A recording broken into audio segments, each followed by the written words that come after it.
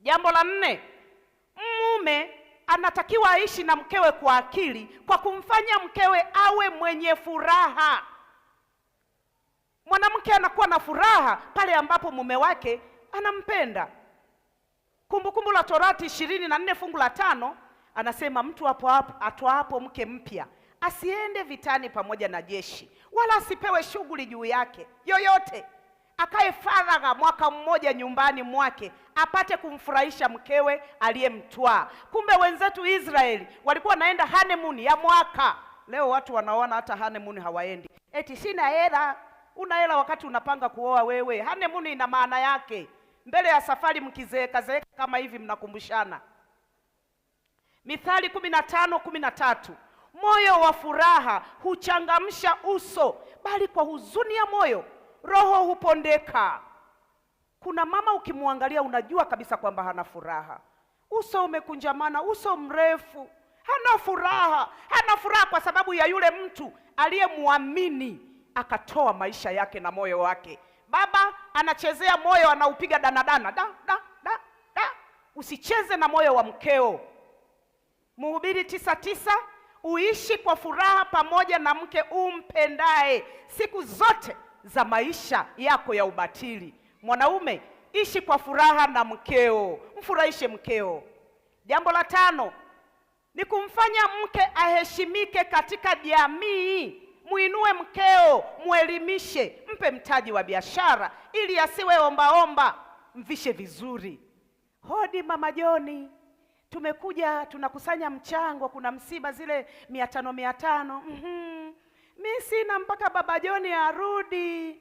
Yaani yeye ni hivyo hivyo. Anafika hapa anasema naomba moto nikakolezee, anachukua makaa mawili. Naomba moto ili apate tu wa kupikia. Na mwanaume mwenye suruali nyumbani. Wanaume mpone kwa jina la Yesu. Jambo la 6, ambatana na mkeo. Mithali 19:5. Mathayo 19 fungu la 5 akasema, kwa sababu hiyo mtu atamwacha babaye na mamaye, ataambatana na mkewe, na hao wawili watakuwa mwili mmoja. Kuambatana sio kuongozana kila mahali. Maana wangu nimemwacha mbali, lakini hata hapa tumeambatana. Mwanaume, ambatana na mkeo. Kuambatana ni kujua alivyo mkeo, kujua mahitaji yake. Yaani hujui hata mke wako anavaaga kiatu namba ngapi. Wanaume watoke na wewe wa kwanza unatoka unaenda wapi? Hujui mkeo anavaa kiuno saizi ngapi? Hujui kila kitu cha mkeo wewe namna gani? Hujui. Haya, tunaita wanaume jamani, huku wanaume kwenye jamii waliooa, wewe wa kwanza. Hivi nao unatoka unaenda wapi?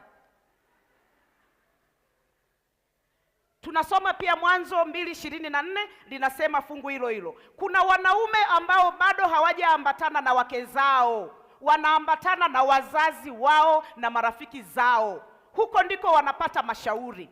Anakaa na mkewe, wanajadili, sasa mke wangu hapa tulipo sasa katika vile viwanja viwili tujenge kile. Kweli mume wangu, na sisi tujenge. Mwanaume ananyanyua simu, halo mama au baba, tumeona tujenge huku. We mjinga nini? Utajengaje huko wakati hapa kijijini hujajenga? Basi mama au basi baba. Harudi kwa mkewe, ni aibu kusema nimekatazwa na wazazi. Nimeona tusijenge huku. Shindwa. Unafanya urafiki na watu badala ya mkeo. Wewe na mkeo ni mwili mmoja, mnapanga mambo yenu. Shirikisha mke wako kila jambo lako. Jambo la 7, kidhi hitaji la mkeo la maji ya kunywa. Wanaume wanaona kama wao tu ndio wameumbiwa kunywa maji. Yaani wao ndio wana kiu. Yaani huwa jua linawawakia wao. Utasoma Wakorinto wa kwanza 7 fungu la 3. Haki, mpe mkeo haki yake. Jambo la 8, kumlinda mkeo na mishale inayotoka nje kwa ndugu. Kuna wamama mkwe vigego hatari. Hampendi mtoto wa watu na hajamkosea.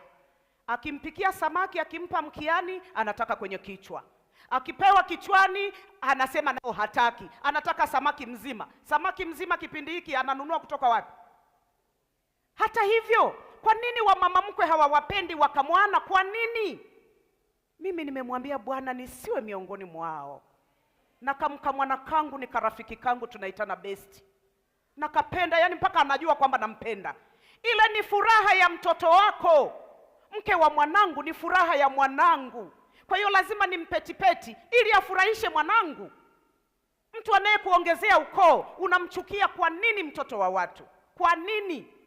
Jambo la 9, kumfariji mke anapougua au kusononeka. Kuna wanaume hawajali kabisa furaha ya mkewe, hajali.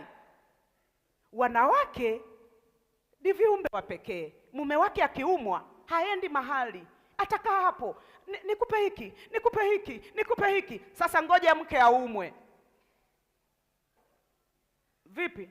Hujapona? Haya, mimi naenda kazini. Akirudi sasa, vipi? Bado uko kitandani hatuli. Lakini yeye akiumwa, nifunike tu, nifunike tu mke wangu, nifunike. Kumbe nyie mnajua kwamba mtu akiumwa afunikwe. Mbona wewe umfunikagi mkeo? Unaenda wapi sasa mke wangu? Naenda kununua tu hapo maziwa nije nikutengenezee kauji. Kumbe wewe unajua Wababa mpone kwa jina la Yesu. Jambo la 10, msaidie mkeo ainuke kiroho. Msaidie mkeo ili agundue madhaifu yake yeye mwenyewe. Kwa sababu mwanamke anapokuwa mcha Mungu ni faida kwa mume, ni faida kwa watoto. Kwa hiyo msaidie. Tunasoma Ezekieli 33 fungu la 7. Basi wewe mwanadamu, nimekuweka kuwa mlinzi kwa nyumba ya Israeli. Huyo ni ndugu yako, mlinde kiroho ili umsaidie. Mpendwa katika Bwana, ndoa yako iko hivyo ilivyo kwa sababu ya ninyi wawili ndio mmeitengeneza namna hiyo. Wanawake wengi wanasononeka sana sana kwa mambo ya hiana unayotenda mkeo. Akiwa binti mdogo, binti mzuri, kadri anavyokuzalia watoto anachakaa. Mtengeneze ili apendeze. Na wengine walikuwa masikini, mmeona hamna kitu, Mungu amewajalia mbele ya safari, eti unaenda kutafuta mwingine aje kula mali alizopiga magoti mkeo kukuombea. Tupone kwa jina la Yesu. Tutoke jangwani. Kuna wanaume wanaona wenyewe sifa kuzaazaa hovyo. Ni dhambi, ni dhambi. Mungu hapendi. Unamtendea mambo ya hiana mke wako. Jioni ya leo ninatoa wito wa pekee. Wewe ndio unajua ulivyoishi na mkeo. Ukipeleleza unaona kuna mahali kama vile mkeo huwa anakulalamikia. Ikiwa huko vituoni ni wewe ni mmoja wapo, simama kwa miguu yako ili uanze upya. Urudi kumpenda mkeo upya. Ufanye agano upya ili muanze tena upya na mke wako mrembo. Ikiwa upo miongoni mwa hawa, basi ninakuomba usimame ili tuombe.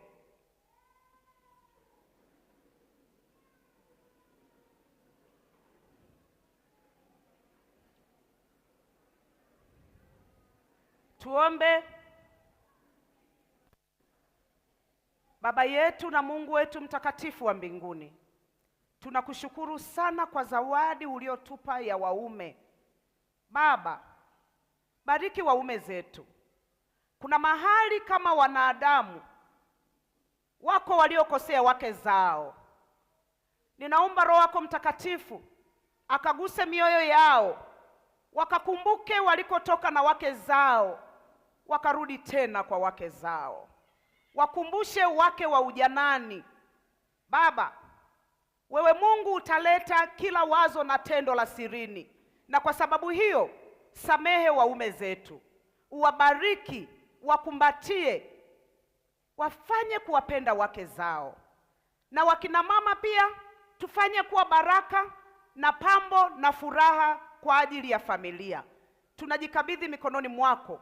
Teta na wanaoteta na familia za watoto wako. Pigana na wanaopigana na familia za watoto wako kwa ajili ya utukufu wako, kwa jina la Yesu. Amina.